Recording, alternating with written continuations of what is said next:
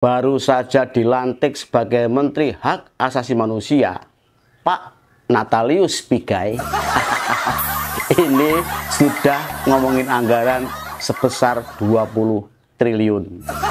Jadi Pak Natalius Pigai ini meminta anggaran di kementeriannya ini 20 triliun. Menteri Hak Asasi Manusia Natalius Pigai menuai polemik buntut keinginannya mengusulkan anggaran Kementerian HAM senilai 20 triliun rupiah. Pigai mengaku bahwa salah satu keinginannya adalah membangun Universitas HAM bertaraf internasional, termasuk dilengkapi laboratorium HAM dan juga rumah sakit. Pigai juga bercita-cita agar Universitas HAM nantinya berkapasitas kelas dunia di bidang HAM. Dalam pernyataannya, Pigai ingin mengadakan program kesadaran HAM di 78.000 desa. Pernyataan Pigai ini sebelumnya menuai sorotan lantaran tiba-tiba meminta anggaran 20 triliun rupiah. Sementara anggaran yang sudah ditetapkan hanya sebesar 64 miliar rupiah. Buntut statementnya itu, Pigai nantinya akan dipanggil oleh Komisi 13 DPR RI. Hal ini diungkapkan oleh anggota Komisi 13 DPR RI, Marinus Gea.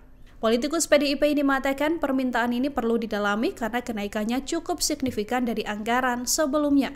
Pigai sendiri mengaku bahwa besaran nominal 64 miliar rupiah yang menjadi anggaran awal tidak akan cukup untuk mewujudkan visi dari Presiden Prabowo Subianto di bidang HAM. Sebelumnya, hak asasi manusia ini ada pada Kementerian Hukum, sehingga ketika tiba-tiba Pak Natalius Pigai minta anggaran 20 triliun. Tentu banyak yang kaget. Saya juga kaget. Mestinya Pak Natalius Pigai ini bekerjalah dulu, Pak. Jangan ngomongin soal anggaran.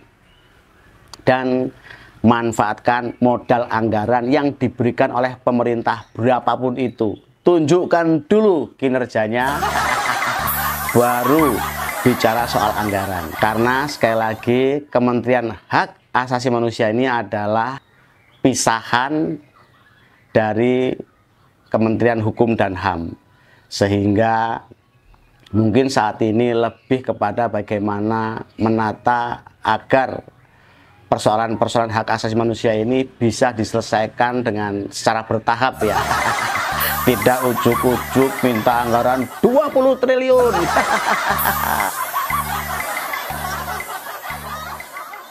Kementerian Keuangan tentunya pertama kali akan menelaah apakah anggaran ini masuk akal dan mampu apa tidak negara kita untuk memenuhi kebutuhan-kebutuhan tersebut.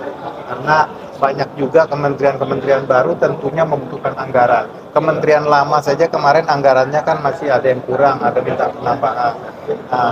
Belum lagi ada kementerian baru. Nanti mungkin akan dilihat di sana kawan-kawan Komisi 13 ini kan mulai raker-raker, ya, jadi nanti mungkin akan dilihat mereka nanti akan curhat pada raker apanya yang kurang, apanya yang perlu ditambah. Nanti kita akan lihat apakah kebutuhannya bisa dipenuhi atau tidak. Berbeda dengan apa yang disampaikan oleh Kepala Badan Percepatan Pengentasan Kemiskinan, yaitu Mas Budiman Sujatmiko.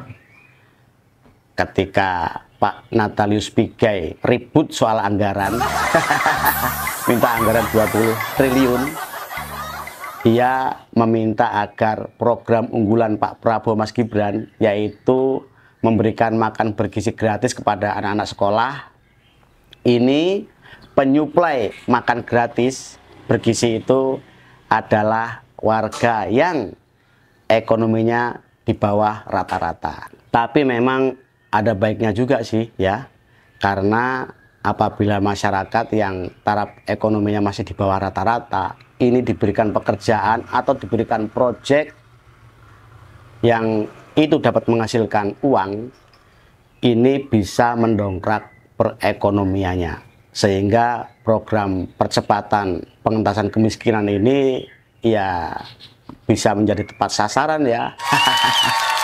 Proyek memberikan makan bergizi gratis ini tidak diberikan kepada orang-orang yang berduit saja, tetapi kepada masyarakat yang taraf ekonominya masih di bawah rata-rata.